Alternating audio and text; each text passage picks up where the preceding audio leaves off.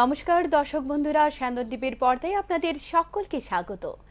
আজকের আলাপনে আপনাদের আলোচনায় আবৃত্তিতে কিছুটা সময় মুখরিত করতে আমি চলে এসেছি দীপান্বিতা। দর্শক বন্ধুরা, হয়তো আপনারা সকলেই ভালো আছেন। আজকের বিষয় হলো আবৃত্তি নিয়ে আলোচনা। আর এই আবৃত্তি নিয়ে আলোচনার আগে আপনাদের কিছু কথা শেয়ার করতে চাইব। আবৃত্তি এমন একটি মাধ্যম, মানুষের দুঃখ, বেদনা, ভালোবাসা সবকিছুই প্রকাশ করা যায়। কবিরা বারবার এই বিষয়ে ওদের লেখনীতে এই বিষয়টি তুলে ধরেছেন। আবৃত্তির মাধ্যমে মানুষ যেমন ভালোবাসার বহিঃপ্রকাশ ঘটে, তেমনি ঘটে বেদনারও। সবকিছু মিলেমিশে একাকার হয়ে যায়। বিভিন্ন কবি তাদের লেখনীতে বারবার বিভিন্ন দিক তুলে ধরেছেন। প্রকৃতি প্রেম বলুন আর বিদ্রোহ বলুন, সবকিছু মিলে একাকার। দর্শক বন্ধুরা, আজকের এই আবৃত্তি আলোচনায় আমাদের সাথে রয়েছেন একজন বিশিষ্ট ব্যক্তি। তার আগে একটু বলে দিতে চাই, অ্যাকচুয়ালি বাংলাদেশ এবং ভারত একই ভূখণ্ডের দুটি অংশ মাত্র, মাঝখানে একটি সুতোর টান, যেটা সেই সুতোর টান কখনোই আমাদের আলাদা করতে পারেনি, আমাদের মনে কখনো কোনো দাগ কাটতে পারেনি। বাংলাদেশ হলো আমাদের মিত্র দেশ, আমাদের ভ্রাতৃত্বপূর্ণ সম্পর্ক সবকিছুই সবসময় একই রকম চলে এসেছে, ভবিষ্যতেও চলবে। সে বাংলাদেশের একজন বিশিষ্ট আবৃত্তি শিল্পী, আর উনি আবার বাংলাদেশের বিভিন্ন টেলিভিশনের বিভিন্ন প্রোগ্রাম হেডও ছিলেন। তিনি হলেন বাংলাদেশের বিশিষ্ট আবৃত্তি শিল্পী মাসুদুজ্জামান সাহেব। নমস্কার প্রথমে আপনাকে আমাদের টেলিভিশনে, আপনি আমাদের আমন্ত্রণে এসেছেন, খুব ভালো লাগছে। আমারও খুব ভালো লাগছে যে আগরতলায় এসে বেড়াতে এসে এরকম একটি টেলিভিশন এবং আগরতলার দীর্ঘ দিনের ঐতিহ্যবাহী পত্রিকা স্যান্দন পত্রিকারই একটি অঙ্গ প্রতিষ্ঠান স্যান্দন টিভিতে আমি আমন্ত্রণ পেয়েছি। এজন্য আমিও স্যান্দন টিভি কর্তৃপক্ষের প্রতি, বিশেষ করে এখানকার বিশিষ্ট সাংবাদিক অমিত ভৌমিকের প্রতি কৃতজ্ঞতা প্রকাশ করছি। ত্রিপুরাতে বা ভারতে কতবার আসা? ভারতে এ পর্যন্ত অনেকবার, আসলে এটা বলা যাবে না, প্রায় 15-20 বার তো হবে ভারতবর্ষে। আর ত্রিপুরাতেও আসা হচ্ছে আমার এই নিয়ে চতুর্থবার। বাহ, অনেকবার আসা হলো। ভালো লাগে ত্রিপুরার মানুষকে? ত্রিপুরা তো আমার মনে হয় আসলে যে আমি বাংলাদেশের মধ্যেই আছি।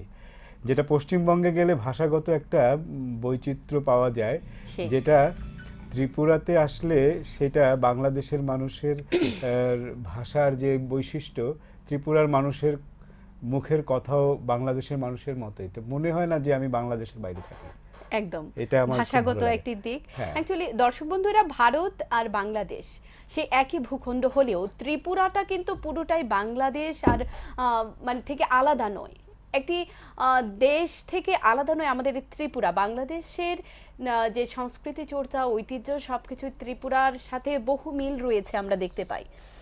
ত্রিপুরার মানুষের কথাবার্তা, সংস্কৃতি চর্চা বা বলুন, ঐতিহ্য বলুন, কথাবার্তার ধরন বলুন, বা এই যে কবিতা, সবকিছু মিলেমিশে একাকার। হ্যাঁ, অবশ্যই একাকার।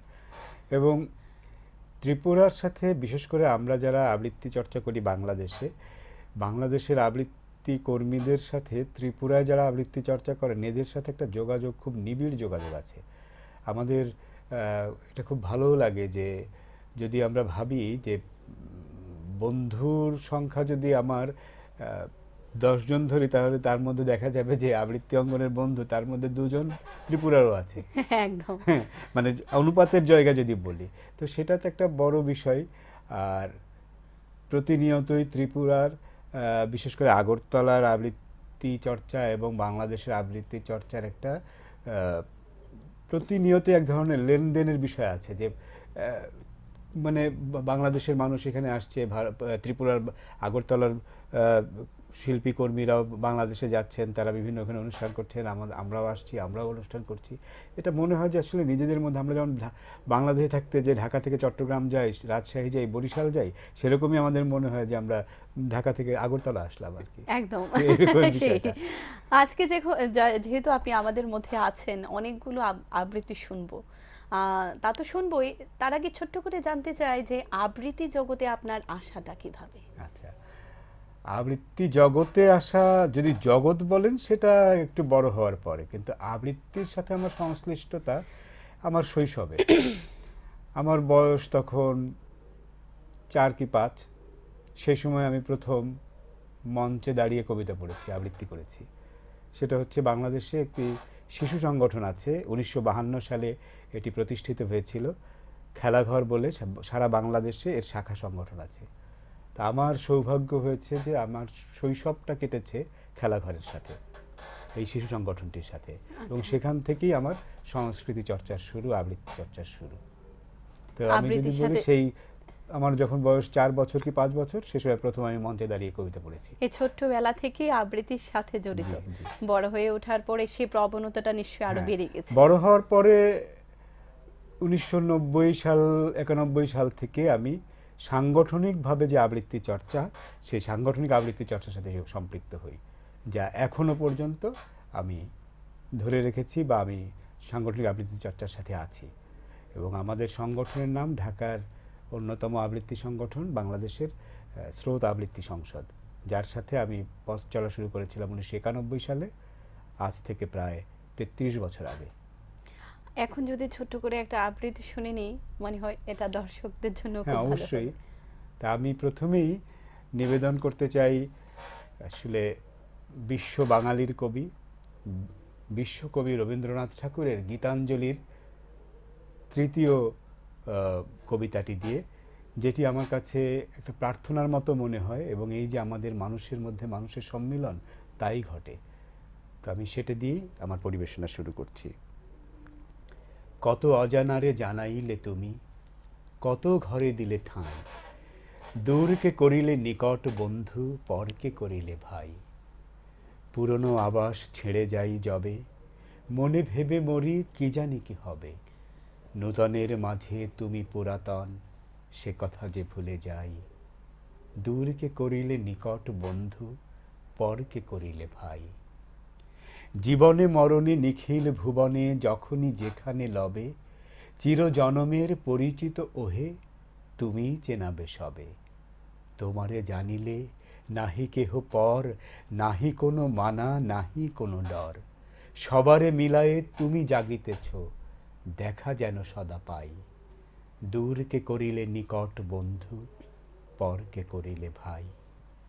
বাহ, সত্যি প্রার্থনার মতোই। প্রার্থনার মতো, এবং আসলে আমরা যে বাঙালির যে ঐক্যের কথা বলি এই কবিতায়, তাই যে এই যে ভারত বাংলাদেশ, বা ভারতীয় বাঙালি, বাংলাদেশের বাঙালি, বা এই যে আগরতলার বাঙালিরা, হ্যাঁ, এদের মধ্যে যে মেলবন্ধন, এর মধ্যে যে বন্ধুতা, এই পুরো বিষয়টাই তো আসলে আমাদের পথ চলার বা আমাদের সংস্কৃতি চর্চারও আসলে অনুপ্রেরণা দেয় এই সেই বিষয়টি। একদম। দর্শক বন্ধুরা, আমরা এখন খুব সুন্দর একটি কবিতা শুনলাম। এরপর একটু জানতে চাইবো বাংলাদেশ সম্বন্ধে, জানার আমাদের তো আগ্রহ প্রচুর, সে সম্বন্ধে একটু জানতে চাইবো বাংলাদেশের সাংগঠনিক যে আবৃত্তি চর্চা, সেই বিষয়ে যদি কিছু বলে। বাংলাদেশের সাংগঠনিক আবৃত্তি চর্চা হচ্ছে বয়স 4 দশকের, 80-র দশকের শুরু থেকে সংগঠন ভিত্তিক আবৃত্তি চর্চাটা শুরু হয়েছিল বাংলাদেশে। এবং তার শুরুটা হয়েছিল আবার, মানে প্রথম যদি ধরি আমরা, যে সাংগঠনিক আবৃত্তি বা আবৃত্তি ভিত্তিক একটি সংগঠন, সেটা শুরু হয়েছিল রাজশাহী বিশ্ববিদ্যালয়ে। শনন বলে একটি সংগঠন, আমাদের একজন নমস্য ব্যক্তি, আবৃত্তির একজন দিকপাল মানুষ ছিলেন নাজিম মাহমুদ, যিনি একাধারে খুব গীতিকারও ছিলেন, অসংখ্য গণসঙ্গীতও লিখেছেন নাজিম মাহমুদ স্যার। ওনার উদ্যোগে প্রথম রাজশাহীতে আবৃত্তি কর্মীরা যারা আবৃত্তি করতেন, তারা ছাত্র শিক্ষক তারা মিলে, বা রাজশাহী শহরের বা অঞ্চলের যারা সংস্কৃতি কর্মী তারা মিলে এই সংগঠনটি করেন। তারপর ধীরে ধীরে ধীরে ধীরে এরপরে ঢাকায় শুরু হয়, তারপরে বরিশালে শুরু হয়, চট্টগ্রামে শুরু হয়, অন্যান্য জায়গায় শুরু হয়। তারপর থেকে আসলে 80-র দশকের মাঝামাঝি থেকে আসলে সাংগঠনিক আবৃত্তি চর্চার জোয়ারটা শুরু হয়, যেটা অনেক বেশি হয় হচ্ছে 90-এর দশকে, এসে আরও বেশি। এবং আমাদের, আপনারা জানেন, সবাই জানে যে বাংলাদেশ একসময় খুব ক্রান্তিকালের মধ্যে দিয়েছিল, দীর্ঘদিন স্বৈরাচারী শাসনের জাতাকলে ছিল। সেই সময় সংস্কৃতি মানুষরা আন্দোলন করেছে স্বৈরাচারের বিরুদ্ধে, আবৃত্তি কর্মীরাও তখন আন্দোলন করেছে, এবং আবৃত্তি কর্মীদের সেই সময় আসলে প্ল্যাটফর্মও তৈরি হয় বাংলাদেশ আবৃত্তি সমন্বয় পরিষদ। যেই সমন্বয় পরিষদ একটি ফেডারেটিভ বডি, যার সদস্য সংখ্যা এখন সারা বাংলাদেশে 400-রও অধিক আবৃত্তি সংগঠন। এখন বর্তমানে বাংলাদেশের যে সংস্কৃতি চর্চাটা কতটুকু জনপ্রিয় বা কতটুকু খুব প্রচারে আসছে বলে মনে করছেন? বাংলাদেশে আসলে সংস্কৃতি চর্চা তো সামগ্রিকভাবে যদি সংস্কৃতি চর্চা বলি, তার একটা জোয়ার আছে। বিশেষ করে গ্রুপ থিয়েটার আন্দোলন, বিশেষ করে থিয়েটার এবং আবৃত্তির তো একটা জয় জয়কার অবস্থা। সঙ্গীত তো আছেই, সঙ্গীত তো আবহমানকাল ধরে সঙ্গীতের চর্চা আছে, কিন্তু মুক্তিযুদ্ধ পরবর্তী সময়ে যে মুক্তিযুদ্ধের মাধ্যমে বাংলাদেশ স্বাধীন হলো, রক্তক্ষয়ী যে মুক্তিযুদ্ধ 30 লক্ষ শহীদের বিনিময়ে, সেই মুক্তিযুদ্ধের পরের যদি সংস্কৃতি চর্চার ফসল বলেন, দুটি উজ্জ্বল নাম বলতে হবে। সেটা একটা থিয়েটার চর্চা আর একটা হচ্ছে আবৃত্তি চর্চা। এবং এটা নিঃসন্দেহে বলতে হয় যে আমাদের মুক্তিযুদ্ধে ভারত, বিশেষ করে আগরতলার মানুষের বা এই ত্রিপুরার মানুষের যে সমর্থন মুক্তিযুদ্ধের পক্ষে, সেটি তো আসলে অতুলনীয়, এবং এটি কোনো বাঙালি আসলে কখনো ভোলে না, আমরাও ভুলি না, ভুলবো না। সেই আরেকটা যদি কিছু শুনে নিই এখন, বাংলাদেশের বলুন বা কবিতা, অ্যাকচুয়ালি বাংলাদেশ ভারত এগুলো বুঝে না, কবিতা তো সর্বোপরি সবকিছুর ঊর্ধ্বে। সেই একটু যদি আর কিছু শুনে নেওয়া যাক। হ্যাঁ, আমরা বাংলায় কথা বলি। একদম। পৃথিবীতে বোধহয় বাংলা ভাষার অধিকারের জন্য একমাত্র মানে ভাষার অধিকারের জন্য, মাতৃভাষার অধিকারের জন্য একমাত্র বাঙালিরাই প্রাণ দিয়েছিল, প্রাণ দিয়েছে, রক্ত দিয়েছে ভাষার অধিকার প্রতিষ্ঠার জন্য। সেটা সর্বপ্রথম তৎকালীন পূর্ব বাংলার মানুষ, মানে পূর্ব পাকিস্তান, পূর্ব বাংলার মানুষ, মানে বাংলাদেশের মানুষ 1952 সালে, তারপর 1961 সালে হচ্ছে আসামের মানুষ, আসামের শিলচরে। এই দুই জায়গার মানুষই মাতৃভাষা বাংলায় কথা বলার অধিকার আদায়ের জন্য প্রাণ দিয়েছে, বুকের রক্ত ঝরিয়েছে। তো সেই ভাষা শহীদদের প্রতি শ্রদ্ধা জানিয়ে আমাদের দেশের অন্যতম প্রধান কবি, বাংলাদেশের কবি শামসুর রহমানের কবিতা পড়ব আমি এবার, বর্ণমালা আমার দক্ষিণী বর্ণমালা। এই কবিতাটির একটি ব্যাখ্যা আছে, মানে একটা প্রেক্ষাপট আছে। বাংলাদেশ, আপনি নিশ্চয়ই জানেন যে ব্রিটিশ কর্তৃক ভারতবর্ষ স্বাধীন হওয়ার পরে যে পাকিস্তান নামে যে রাষ্ট্রটি তৈরি হয়েছিল, তার পূর্ব অংশে, পূর্ব বাংলা বা পূর্ব পাকিস্তানে ভাষার জন্য আমরা রক্ত দিয়েছি। তো ভাষার জন্য রক্ত দেওয়ার পরে যখন আমরা মাতৃভাষা অধিকার আদায় করেছি, তারপরেও পাকিস্তানি তৎকালীন শাসক গোষ্ঠী চক্রান্ত করেছে বাংলা ভাষাকে হেয় প্রতিপন্ন করার জন্য। একটা সময় সেই সময়কার শাসক গোষ্ঠী চেষ্টা করেছিল যে উর্দু হরফে বাংলা লেখা বা উর্দুতে বাংলা বলার এরকম একটা হীন প্রচেষ্টা ছিল। এটা হচ্ছে 60-এর দশক শেষের দিকে, বাংলাদেশের মুক্তিযুদ্ধের আগে। সেই সময় কবি শামসুর রহমান এই কবিতাটি লেখেন যে বর্ণমালা আমার দক্ষিণী বর্ণমালা। এবং অদ্ভুতভাবে দেখবেন যে বর্তমানে কিন্তু বাংলা ভাষার একটা সংকট চলছে। সেটা হচ্ছে ধরেন ইংরেজি এবং হিন্দির মিশেলে বাংলা ভাষা কিন্তু একটা মানে বিপন্ন বা এক ধরনের হুমকির সম্মুখীন। তো এই দুইটা ঘটনাই কিন্তু এই কবিতাটির মধ্যে দিয়ে আসলে প্রকাশিত হয়। কবিতাটির নাম হচ্ছে বর্ণমালা আমার দক্ষিণী বর্ণমালা, যেটা ওই সময় বিপন্ন হয়ে কবি শামসুর রহমান লিখেছিলেন। আমরাও এখন অনুভব করি যে আমার সন্তানই হয়তো ইংরেজি মাধ্যমে পড়তে গিয়ে বাংলাটাকে হারিয়ে যাচ্ছে, আমার সন্তানের মতো অন্য অসংখ্য সন্তানরা। তো সেই জায়গাটাই আমি কবিতাটি পড়ছি। নক্ষত্র পুঞ্জের মতন জল জলে পতাকা উড়িয়ে আছো আমার সত্তায়, মমতা নামের প্লুত প্রদেশের শ্যামলিমা তোমাকে নিবিড়ে ঘিরে রয় সর্বদাই। কালো রাত পোহানোর পরের প্রহরে শিউলি শৈশবে পাখি সব করে রব বলে মদনমোহন তর্কালঙ্কার কি ধীরদাত্ত স্বরে প্রত্যহ দিতেন ডাক। তুমি আর আমি অবিচ্ছিন্ন পরস্পর মমতায় লীন, ঘুরেছি কাননে তার নেচে নেচে, যেখানে কুসুম কলি সবই ফোটে জোটে অলি ঋতুর সংকেতে। আজন্ম আমার সাথী তুমি। আমাকে স্বপ্নের সেতু দিয়েছিলে গড়ে পলে পলে, তাই তো ত্রিলোক আজ সুনন্দ জাহাজ হয়ে ভেড়ে আমারই বন্দরে। গলিত কাঁচের মতন জলে ফাতনা দেখে দেখে রঙিন মাছের আশায় চিকন ছিপ ধরে গেছে বেলা। মনে পড়ে কাঁচি দিয়ে নকশা কাটা কাগজ এবং বোতলের ছিপি ফেলে সেই কবে আমি হাসি খুশির খেয়াবে পৌঁছে গেছি রত্নদ্বীপে কম্পাস বিহনে। তুমি আসো আমার ঘুমের বাগানেও, সে কোন বিশাল গাছের কোটর থেকে লাফাতে লাফাতে নেমে আসো, আসো কাঠবেড়ালির রূপে। ফুল্ল মেঘমালার থেকে চকিতে ঝাঁপিয়ে পড়ো ঐরাবত সেজে। সুদূর পাঠশালার ৫১টি শতত সবুজ মুখের মতোই দুলে দুলে ওঠো তুমি বারবার, কিংবা টুকটুকে লঙ্কা ঠোঁট টিয়ে হয়ে কেমন দুলিয়ে দাও স্বপ্নময়তায় চৈতন্যের দ্বার। আমার এই অক্ষি গোলকের মধ্যে তুমি আঁখি তারা।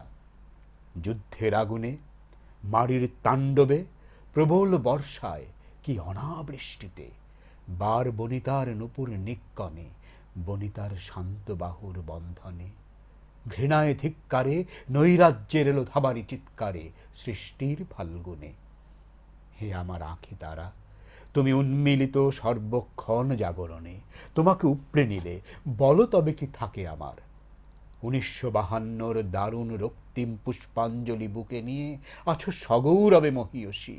সে ফুলের একটি পাপড়িও ছিন্ন হলে আমার সত্তার দিকে কত নোংরা হাতের হিংস্রতা ধেয়ে আসে। এখন তোমাকে ঘিরে খ্যাংরার নোংরামো, এখন তোমাকে নিয়ে খিস্তি খেউড়ের পৌষ মাস। তোমার মুখের দিকে আজ আর যায় না তাকানো। বর্ণমালা, আমার দুঃখিনী বর্ণমালা। সত্যি বর্তমান সময়ের সাথে এই প্রকৃতির কথা, সে ছোটবেলার কথা মনে পড়ে গেল। সত্যি এখন আর বাচ্চারা এগুলো দেখেই না। সেটাই। একদম ওরা এই যে আমাদের ছোটবেলায় কি করে আমরা পুকুরে স্নান করেছি, বই হাতে যাওয়া, বৃষ্টিতে মাথায় কলাপাতা দিয়ে চলে আসা বাড়িতে, এগুলো তো বাচ্চারা এখন ভাবতেই পারে না। সেটাই সে- সেটাই। আহ, বলতে চাইবো যে ভারত বাংলাদেশের যে সংস্কৃতি চর্চার বিষয়ে যদি কিছু আলোকপাত করে। না, ভারত বাংলাদেশের সংস্কৃতি যদি বলি, বাঙালির সংস্কৃতি কিন্তু তো অভিন্ন। হ্যাঁ, যে বাংলা ভাষাভাষী মানুষরা, ভারত হোক আর বাংলাদেশ হোক, তারা কিন্তু একটা অভিন্ন সংস্কৃতির মধ্য দিয়ে বড় হয়েছে, মানে চলছে। সেই সংস্কৃতির মূল শক্তিটা হচ্ছে একটা অসাম্প্রদায়িক চেতনা। হ্যাঁ, অসাম্প্রদায়িক চেতনা নিয়েই কিন্তু বাঙালি আসলে পথ চলে আবহমান কাল ধরে, যার ফলে কিন্তু বিভিন্ন ধর্ম, গোত্র, বর্ণের মানুষ সের একটা পাশাপাশি সহাবস্থান কিন্তু সেই মানে আবহমান কাল থেকেই আছে। সেটা বাংলাদেশেও আছে, সেটা ভারতেও আছে, সেটা যদি পশ্চিমবঙ্গে বলি পশ্চিমবঙ্গেও আছে, এই ত্রিপুরাতেও আছে। হ্যাঁ, হয়তো কিছু দুষ্ট লোক এর মধ্যে আছে, দুষ্ট চিন্তার বহিঃপ্রকাশ মাঝে মাঝে ঘটে, কিন্তু সেটা কিন্তু খুব একটা আমাদের সম্মিলিত মানুষের, বাঙালির যে সম্মিলিত মানুষের যে চেতনা, সেটার কারণে কিন্তু ধোপে টেকে না। মাঝে মাঝে মনে হয় যেন আমরা বিপন্ন হয়ে যাচ্ছি, কিন্তু দেখা যায় যে পরক্ষণেই কিন্তু আমরা ঘুরে দাঁড়াতে পারি। আমরা পরস্পরের প্রতি হাত বাড়িয়ে দিতেই পারি, সহমর্মিতা বা সহযোগিতার হাত বাড়িয়েই দিই। সে বিষয়ে একটা জিনিস বলতে চাইবো যে বাংলা যে ভাষাটা, এটা কি এখন বর্তমান প্রজন্মের কাছে একটা ভীতির কারণ হয়ে দাঁড়াচ্ছে, যে ভয় পাচ্ছে বাংলা ভাষা বা লেখার ক্ষেত্রে, বলার ক্ষেত্রে? ওরা কি, এটা হচ্ছে বিশ্বায়নের কারণে, বিশ্বায়নের যুগে এটা মানে হয়তো মনে হচ্ছে, কিন্তু আমার তো মনেই হয় যে যে তার মাতৃভাষা না জানে সঠিকভাবে, তারা আসলে বিদেশি ভাষাটাও ভালো জানে না। আমরা আজকে যাদেরকে দেখি যে খুব অন্য ভাষায়, বিশেষ করে ইংরেজিতে খুব ফরফর করে কথা বলেন, কিন্তু আপনি দেখেন, মানে একটু যদি অনুধাবন করার চেষ্টা করেন বা একটু যদি তাদেরকে বাজিয়ে দেখার চেষ্টা করেন, দেখবেন যে তাদের ইংরেজির দৌড়ও কিন্তু খুব খারাপ। কিন্তু যেই মানুষটা খুব ভালো ইংরেজি জানে, খুব ভালো ইংরেজি লিখতে পারেন, বলতে পারেন, তার সাথে কথা বলে দেখবেন তিনি খুব ভালো বাংলাও বলতে পারেন, বাংলাটাও ভালো জানেন। এটা আমার আমার পরিচিত মানুষদের মধ্যে থেকেই আমি দেখি। যার বাংলার গাঁথুনিটা ভালো, তারপরে যিনি ইংরেজি শিখেছেন তিনি ইংরেজিতে ভালো বলেন, তার ইংরেজি ভুল হয় না, সেই একদম অশুদ্ধ হয় না, শুদ্ধই থাকে। প্রথম তো মাকে জানতে তার হবে। মানে হচ্ছে আগে চাই বাংলা ভাষার গাঁথুনি, তারপরে হচ্ছে ইংরেজি ভাষার পত্তন। এটা আমাদের এক মনীষী বলেছিলেন, হ্যাঁ, যে এই যে সংকট, ভাষার সংকটের কারণে। তো আবার এটাও তো বলে যে যে আমরা বলি যে যে আবহমান কাল ধরে চলে আসছে যে বিশ্ব মানব হবি যদি কায় মনে বাঙালি হয়। তুমি যদি বাঙালি না হও তাহলে তুমি যদি নিজেকে না চিনতে পারো, তুমি যদি নিজের জাতিসত্তা নিজেরকে যদি তুমি না চিনো, নিজের সংস্কৃতি যদি না বোঝো, তাহলে তুমি বিশ্ব সংস্কৃতি কিভাবে ধারণ করবা? তুমি যে বাইরের যে সংস্কৃতি নিতে চাচ্ছ সেটাকে তুমি অ্যাডাপ্ট করবা কিভাবে, যদি তুমি তোমার সংস্কৃতিকে সেটাকে যদি মানে ইন্টারপ্রেট না করতে পারো? ঠিক তো একদম ইংরেজি যখন বলবে, ওকে তো আগে বাংলাটা, যিনি ইংরেজি জানতে বলেন, হ্যাঁ হ্যাঁ, সে কিন্তু আগে অবচেতন মনে বাংলা বাংলাটাকে ঠিক করে তারপর ইংরেজিটা বলেন। বলেন তার মানে আগে বাংলা ভালো জানলে সে ইংরেজিটা ভালো জানে। আগে বাংলাকে রপ্ত করতে হবে, হ্যাঁ। তারপর বহির যে দেশের যে ভাষা বলো না, না আমি তো বলি যে আমার সন্তান ইংরেজি মাধ্যমে পড়ে, আমি তো দেখি যে ও মাঝে মাঝে আমার কাছে, ও বাংলাটা জানার মানে ইংরেজিটা যখন ওর কাছে একটা নতুন শব্দ আসে, ও কিন্তু এটা আগে ও আমাকে বলে, বাবা এটা বাংলাটা কি, বা এটা এরকম কি। তখন আমি যদি কখনো ওকে বাংলাটা বলতে পারি, বলি, তখন কিন্তু, বা আমি সব তো আমি জানি না, বা আমি জানবো এমন তো না, গুগল করে বা ডিকশনারি দেখে যখন বাংলাটা বলা হয় তখনও কিন্তু এটাকে খুব দ্রুত অ্যাডাপ্ট করতে পারে। সেই একদম কিন্তু তার আগ পর্যন্ত কিন্তু ওর একটা দ্বিধা কাজ করে। একদম হ্যাঁ, সেই সো মাতৃভাষা না জেনে আমি যতই বিদেশি ভাষা 4টা 5টা শেখার চেষ্টা করি, ওই যে একটু কথা বলার জন্য একটু জানা, একটু হয়তো কমিউনিকেট করতে পারবে, কিন্তু তা দিয়ে আসলে তার জীবনের কোনো উন্নতি ঘটবে না, তার সংস্কৃতিগত কোনো উন্নতি ঘটবে না। সেক্ষেত্রে অভিভাবক যারা আছে তারা ভালো শিক্ষা দিতে গিয়ে কি বাচ্চাদের একটু পিছে ফেলে দিচ্ছে মনে হচ্ছে না যে না, ভালো শিক্ষা এটা একটা মানে কোয়ালিটি শিক্ষার জায়গা যদি বলি, অভিভাবকদের সচেতন হতে হবে। আমরা অভিভাবকরা কেন যেন অসচেতন হয়ে যাচ্ছি। আমরা দেখছি যে আমার মেয়ে বা আমার ছেলে ইংরেজিতে কথা বলতে পারে। আরে বাবা, ইংরেজিটা কি শুদ্ধ বলে তুমি কি জানো? কারণ ও নিজেই জানে না, আমি নিজেই জানি না আসলে এই ইংরেজিটা শুদ্ধ কিনা। শুদ্ধ কিনা সেই হ্যাঁ, যদি আমি জানতাম তাহলে আমি ধরতে পারতাম যে তুই তো ভুল ভুল ইংরেজি বল- বলছিস। সেই তাহলে বিষয়টা একদম হচ্ছে এইরকম জায়গায়। এইরকম জায়গায় সংকটটা আসলে ওই জায়গাটা না, সংকটটা হচ্ছে সচেতনতার। আমরা যদি সচেতন হই, যদি মাতৃভাষাটাকে ভালোভাবে শেখাতে পারি, ওর জন্য যে কোনো শব্দ, যে কোনো ভাষা, যে কোনো বিদেশি ভাষা ওর জন্য শেখা সহজ হবে। ও যদি নিজেকে জানতে পারে, তাহলে ও বিশ্বকে জানতে পারবে। একদম সেই। এখন আরেকটি কবিতা হয়ে যাক। হ্যাঁ, এবারে সামাজিক অসঙ্গতি বা এরকম নিয়ে একটি কবিতা পড়ি। আমাদের দেশেরও আরেকজন প্রথিতযশা কবি, কিছুদিন আগে উনি প্রয়াত হয়েছেন, কবি আসাদ চৌধুরী। কবিতাটি হচ্ছে আসলে সত্য নিয়ে। এই যে আমরা এত কথা বললাম যে সত্য কোথায়, সত্যের সত্যের বড় অভাব, এই নিয়ে কবিতাটা। কোথায় পালালো সত্য? দুধের বোতলে, ভাতের হাঁড়িতে? নেই তো। রেস্টুরেন্টে, হোটেলে, সেলুনে, গ্রন্থাগারের গভীর গন্ধে, টেলিভিশনে বা সিনেমা বেতারে, নৌকার খোলে সাপের ঝাঁপিতে নেই তো। গুড়ের কলসি, বিষের কৌটো, চিনির বয়াম, বাজারের ব্যাগ, সিগারেট কেস, পানের ডিব্বা, জর্দার শিশি, লক্ষ্মীর সরা, নকশি পাতিল, চৌকির তলা, সবই খুঁজলাম, খুঁজে দেখলাম, নেই তো। সাংবাদিকের কাঠের ডেস্কে, কাগজে কেতাবে, পুঁথিতে কলমে, ইঞ্জেকশনে, দাঁতের মলমে, ভ্যানিটি ব্যাগ বা পকেটে আঁচলে, ড্রয়ারে, ব্যাংকে, আয়রন সেফে, সত্য নামক মহান বস্তু নেই তো।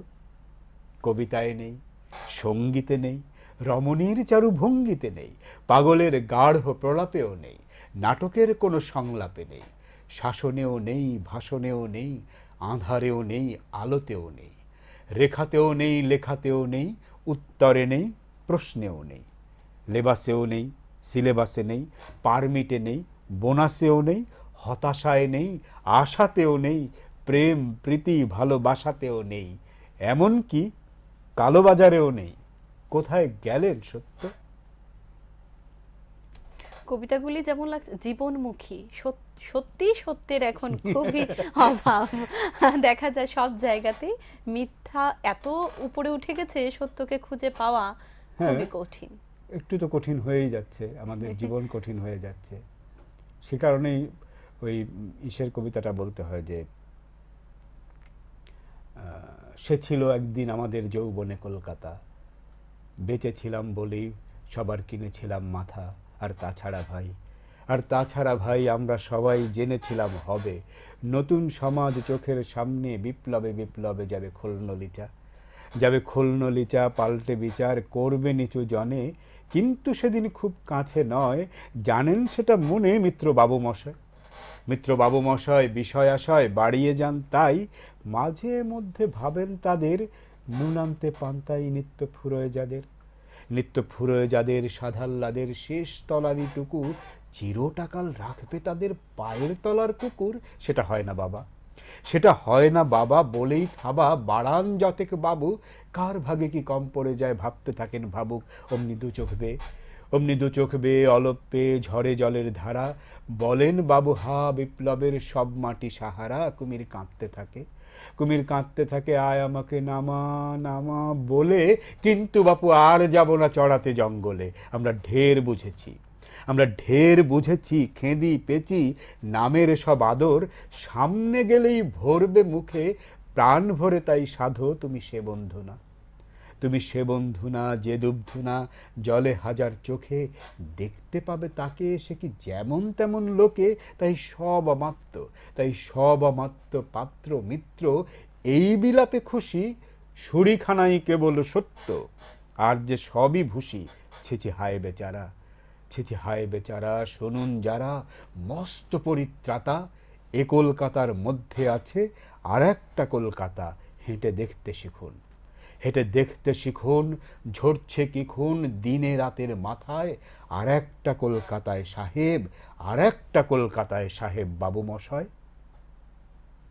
সেই বললাম একটু আগে যে জীবনমুখী কবিতা, সেটাই। কবিতাগুলি আরো মানে শোনার আগ্রহ ধীরে ধীরে বৃদ্ধি পাচ্ছে, যে আরো শুনবো। সত্যি এত সুন্দর কবিতাগুলি লেখনি, তার উপর আপনার উপস্থাপনা, দুটো মিলিয়ে একবারে আরো শোনার আগ্রহটা বেড়ে যাচ্ছে। বলবো যে বাংলাদেশের যে কবিতার গতিপথ, সেটা নিয়ে যদি কিছু বলুন। বাংলাদেশের গতিপথ যদি বলি, আচ্ছা কবিতাটি ছিল হচ্ছে শঙ্খ ঘোষের বাবু মশাই, যেটা আচ্ছা, আমি আচ্ছা, বললাম একদম। সামাজিক চলচ্চিত্রে। আর বাংলাদেশের কবিতার গতিপথ,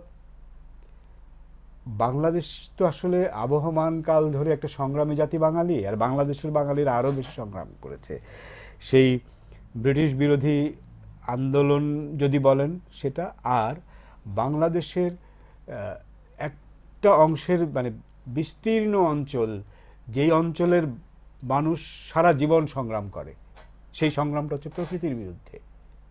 সেটা হচ্ছে ধরেন ওই সুন্দরবনের ওই মাথা থেকে শুরু করে একদম কক্সবাজার টেকনাফের শেষ বিন্দু বার্মা মুল্লুক পর্যন্ত পুরোটাই হচ্ছে একটা সমুদ্রের সি লাইন। হ্যাঁ, হ্যাঁ, এই সৈকতের মধ্যে। সৈকতের উপকূলীয় অঞ্চল। হ্যাঁ। এই উপকূলীয় অঞ্চলের মানুষ সারা জীবনই সংগ্রাম করে, এবং নদী পাড়ের মানুষ। একদম। তো ফলে বাংলাদেশের কবিতা বা বাংলাদেশের সাহিত্য চর্চায় এই সংগ্রামী মানুষের কথাই বেশি এসছে। ফলে দেখবেন যে বাংলাদেশের অনেক বেশি সংগ্রাম মুখর কবিতা হয়, অনেক বেশি এই হয় একটু প্রতিবাদ, একটু বিদ্রোহ, প্রতিরোধ, এইরকম বিদ্রোহ প্রতিরোধ এটাই আছে। আবার দীর্ঘদিন বাংলাদেশ স্বৈরাচারের শাসনে ছিল। সেই ৮০-র দশকে ৯ বছর, দীর্ঘ ৯ বছর, প্রকারান্তরে তারও বেশি, মানে ১৯৭৫ সালে আমাদের জাতির পিতা হত্যার পর থেকেই আমরা একটা উল্টো সময়ে পথ হেঁটেছি, প্রায় দুই যুগ। তো সেইটারও একটা মানে শিল্প সংস্কৃতিতে একটা প্রভাব পড়েছে, আমরা যেটা আমরা এখনো করি। সেই একদম। আর যেটা হচ্ছে এখন সারা পৃথিবীতে আরেকটা, যেটা হচ্ছে ধর্মীয় উন্মাদনা, একটা ধর্মীয় উগ্রবাদের একটা বহিঃপ্রকাশ ঘটছে সারা পৃথিবীতে, যেটাও আবার সংস্কৃতির জন্য হুমকি স্বরূপ হয়ে দাঁড়াচ্ছে, সেটার জন্য প্রতিবাদ চলছে। তা আমরা সবসময় প্রতিবাদের মধ্যেই থাকি, প্রতিরোধের মধ্যেই থেকেছি। জীবনে বেঁচে থাকতে গেলে এই যুদ্ধমুখর যে একটা পরিস্থিতি বা এই যে সংগ্রাম, সেটা সবার জীবনেই থাকে কম বেশি, কিন্তু কারো জীবনে বেশি, কারো জীবনে কম। না, যার যার অবস্থান থেকে তার তার সংগ্রাম কিন্তু তার মতো করেই বেশি। বেশি হ্যাঁ, সেটা সেই অবশ্যই। তারপরেও আমাদের যে কৃষ্টি সংস্কৃতি সেগুলো বজায় রাখতে হবে, হুম, সেগুলোকে নিয়ে চলতে হবে, এগুলো ছাড়া আমরা চলতে পারি চলতে না। পারে না।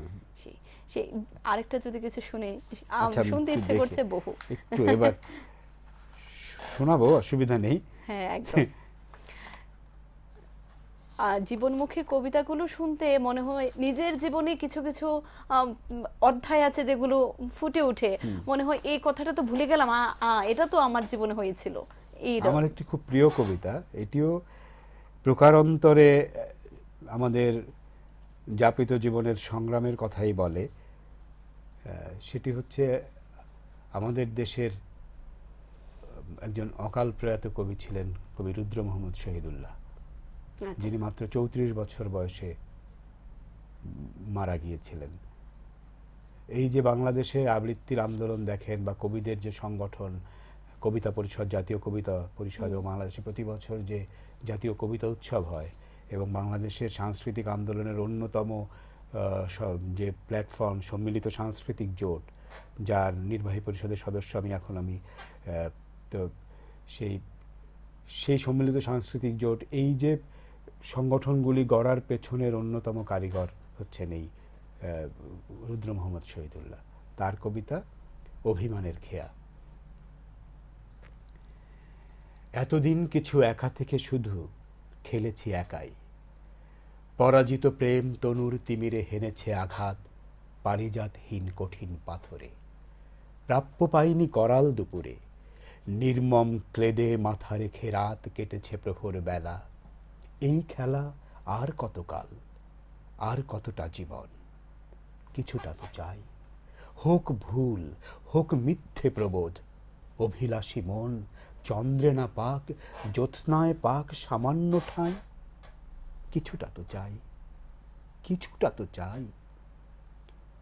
আরো কিছুদিন, আরো কিছুদিন, আর কতদিন, ভাষাহীন তরু বিশ্বাসী ছায়া কতটা বিলাবে, কত আর এই রক্ত তিলকে তপ্ত প্রণাম, জীবনের কাছে জন্ম কি তবে প্রতারণাময়? এত ক্ষয়, এত ভুল জমে ওঠে বুকের বুননে, এই আঁখি জানে, পাখিরাও জানে, কতটা ক্ষরণ, কতটা দ্বিধায়, সন্ত্রাসে ফুল ফোটে না শাখায়। তুমি জানো নাই, আমি তো জানি, কতটা গ্লানিতে এত কথা নিয়ে, এত গান, এত হাসি নিয়ে বুকে নিশ্চুপ হয়ে থাকি, বেদনার পায়ে চুমু খেয়ে বলি, এই তো জীবন, এই তো মাধুরী, এই তো অধর ছুঁয়েছে সুখের সুতনু সুনীল রাত।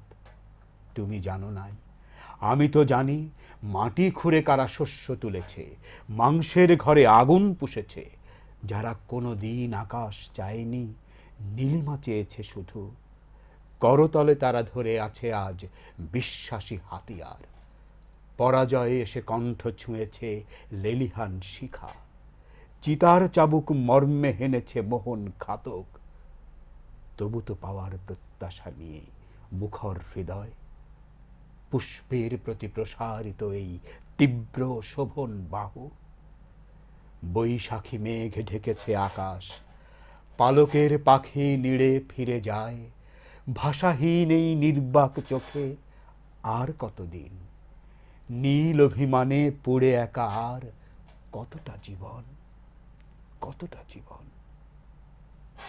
সেই কবিদের প্রত্যেকটি লেখনী এত সুন্দরভাবে ওদের উপস্থাপনা প্রত্যেকটি মানুষের মনে দোলা দিতে বাধ্য।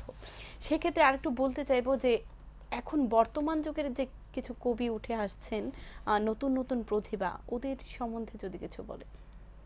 আসলে কবিরা তো তার সময়কে ধারণ করে, সেই কবিরা কবির মানে যেই সময়ে তার অবস্থান, যেই সময় তার কাব্যচর্চা, সেই সময়টাকে ধারণ করে, এবং সেই সময়টার কোনো কোনো বিষয় থাকে যা হচ্ছে আবহমান কাল ধরেই চলে, আবহমান কাল ধরেই চলে। তো ফলে এখনো তাই, এখনো তাই হচ্ছে।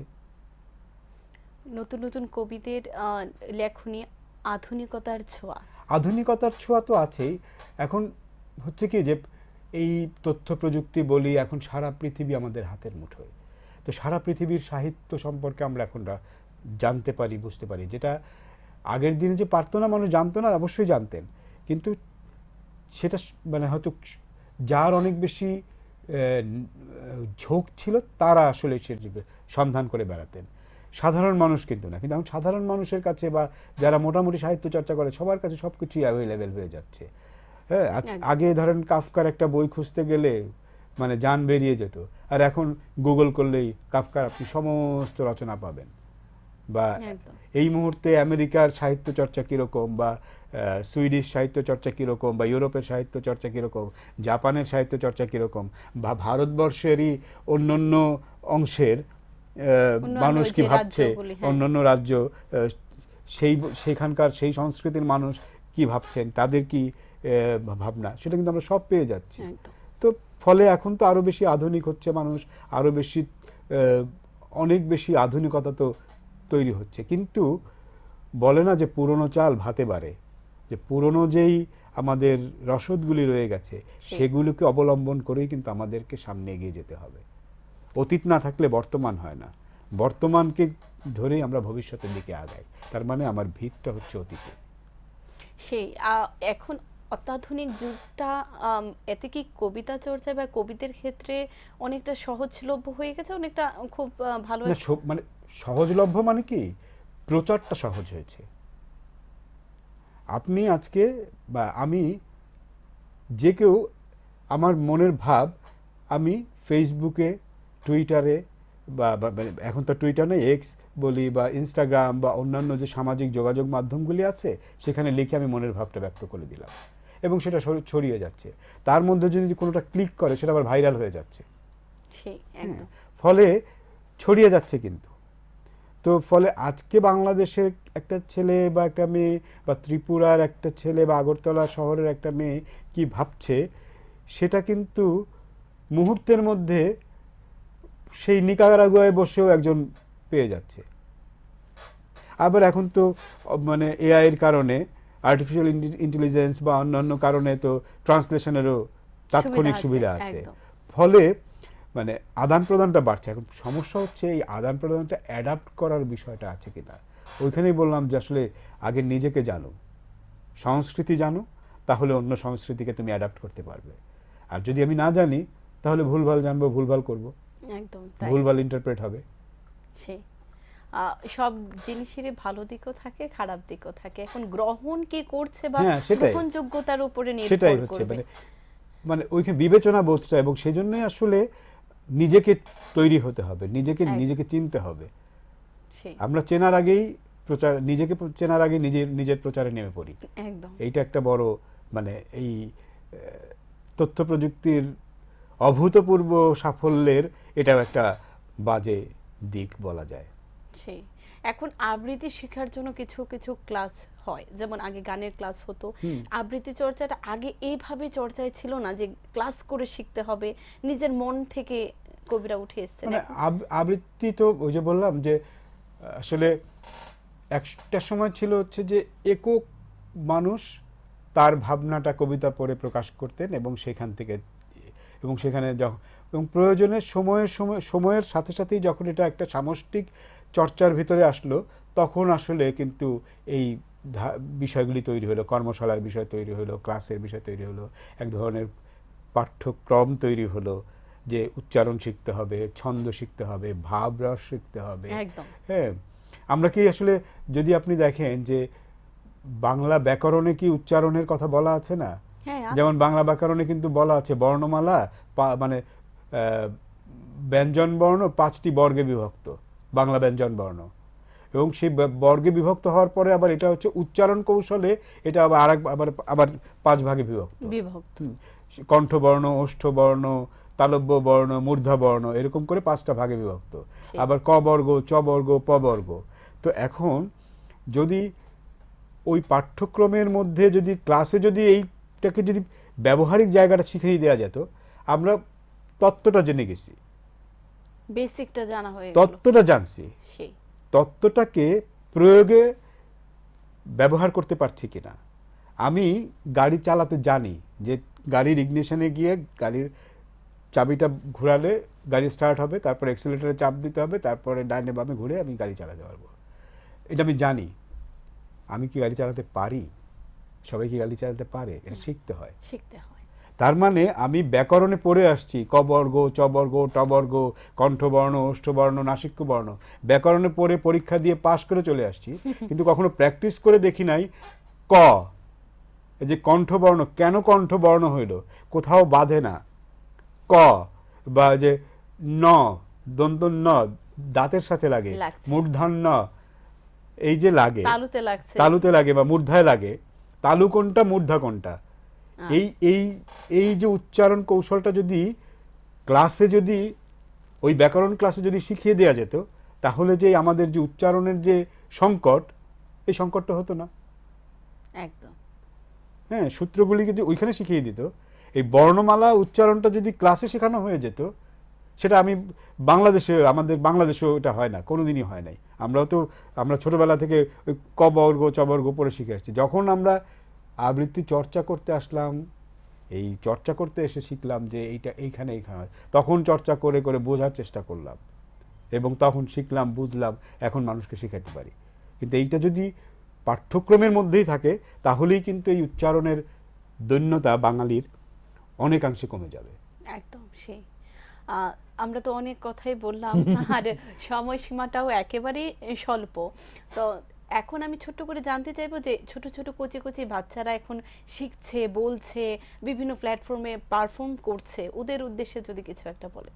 আমি বলবো যে ওদের উদ্দেশ্যে বলা হচ্ছে যে পারফরমেন্স অবশ্যই করবে, কিন্তু পারফরমেন্সটাই যেন মুখ্য না হয়। পারফরমেন্সের চেয়ে হচ্ছে যে যেটা আমি পারফরমেন্স করব সেটা যেন আমি জেনে বুঝে করি, বোঝার চেষ্টা করি, হৃদয়ে ধারণ করে করি। আমি যে শব্দটা উচ্চারণ করব, সেই উচ্চারণটা আমি সম্মুখভাবে জানি কিনা, এটা এটা আমার ভেতরে আসলে অনুরণন ঘটায় কিনা, বা আমার ভেতরে কোনো কি বলা যায় যে অনুভূতির প্রকাশ ঘটে কিনা আমার নিজের মধ্যে। যদি ঘটে তাহলেই সেটা অন্যের কাছে ভালো লাগবে। নিজের কাছে ভালো না লাগা পর্যন্ত অন্যের কাছেও ভালো লাগবে না। সেই। যে আপনি সেজে এসছেন, আপনার কাছে ভালো না লাগলে আপনি এখানে বসতেন না, একদম তাই। তাই তো? ততক্ষণ পর্যন্ত আপনি সাজতেন। একদম। বিষয়টা ওই রকমেরই, যে পারফরমেন্সও তাই। বা আমি এই পাঞ্জাবিটা পরে আসছি, পাঞ্জাবিটা আমার ভালো না লাগলে আমি এটা পরতাম না। একদম এখন দর্শক হয়তো বলবে যে কারো ভালো লাগবে, কারো ভালো লাগবে না, সেটা অন্য পারসেপশন। সেই। আমার ভালো লাগাটার কারণেই কিন্তু আমি এটা পড়ে এসেছি। আমার ভালো লাগার কারণেই আমি যে কয়টা কবিতা পড়েছি, কবিতাগুলো আমি পছন্দ করি, আমার ভালো লাগার কবিতা, ভালোবাসার কবিতা। তো দ্যাটস ওয়াই আমি পড়েছি। সেই একদম। এটাই হচ্ছে বিষয়।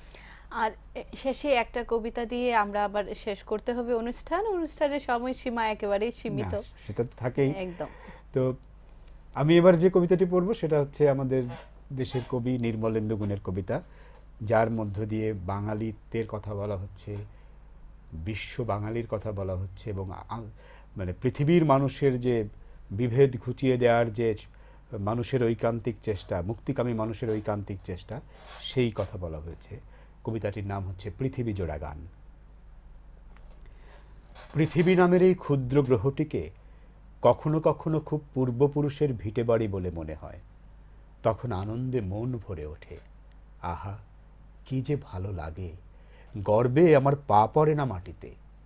সমুদ্র দেখিয়ে বলি, এই যে গর্জনশীল মহা সিন্ধু বয়ে যাচ্ছে তরঙ্গ বিহারে তার আপন স্বভাবে, এসব আমার।